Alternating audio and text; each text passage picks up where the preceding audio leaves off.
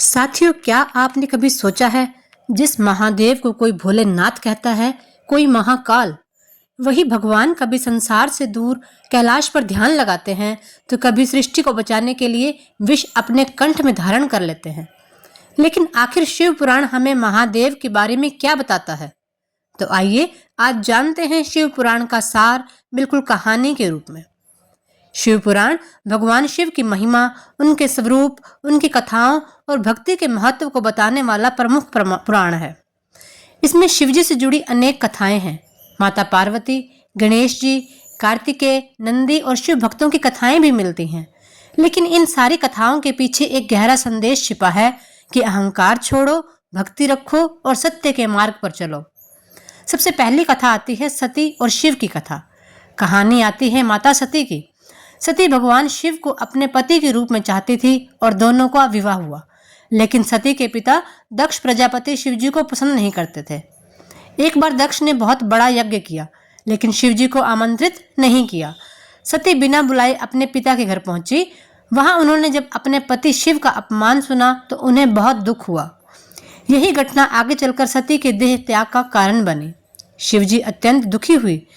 लेकिन यह कथा हमें एक बहुत बड़ी सीख देती है कि जहां सम्मान और प्रेम नहीं हो, वहां रिश्ते भी मन को शांति नहीं दे सकते। फिर हुआ माता पार्वती का जन्म। सती ने पुनः माता पार्वती के रूप में जन्म लिया। पार्वती ने शिवजी को पति के रूप में पाने के लिए कठोर तपस्या की। उनकी भक्ति और तपस्या से प्रसन्न होकर शिवजी ने उन्हें स्वीकार किया और इस तरह हुआ शिव और शक्ति का मिलन। यही हमें बताता है कि शिव और शक्ति एक दूसरे से अलग नहीं है। शिव बिना शक्ति के अधूरे हैं और शक्ति बिना शिव के। फिर गणेश जी की कथा आती है। माता पार्वती ने अपने शरीर के उपटन से गणेश जी की रचना की और उन्हें द्वार पर पहरा देने को कहा। जब शिव जी वहां पहुंचे और गणेश जी ने उन्हें अंदर जाने से रोक दिया तो दोनों के बीच संघर्ष हुआ।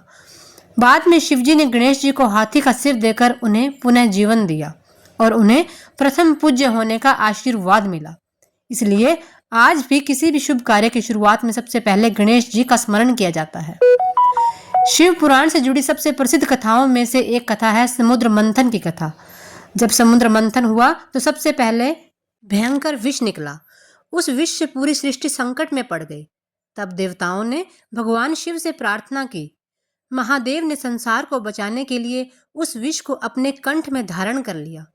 विष उनके गले में रुक गया और उनका कंठ नीला हो गया।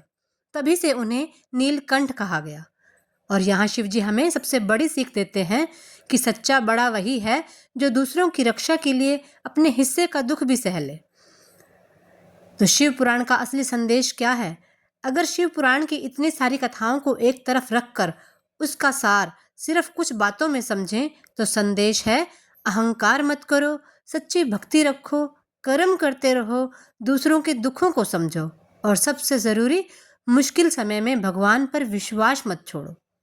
महादेव का स्वरूप हमें यही सिखाता है कि जीवन में सुख और दुख दोनों आएंगे। कभी ध्यान की शांति चाहिए, कभी संघर्ष का साहस और कभी दूसरों के लिए त्याग का हौसला। शायद इसी वजह से महादेव को कोई भोलेनाथ, कोई महाकाल तो कोई देवों के देव महादेव कहता है। अगर आपके जीवन में भी इस समय कोई परेशानी चल रही है तो आज बस एक बार मन से कहिए, हे महादेव, मुझे रास्ता दिखाइए और सही रास्ते पर चलने की शक्ति दीजिए। जय शिव।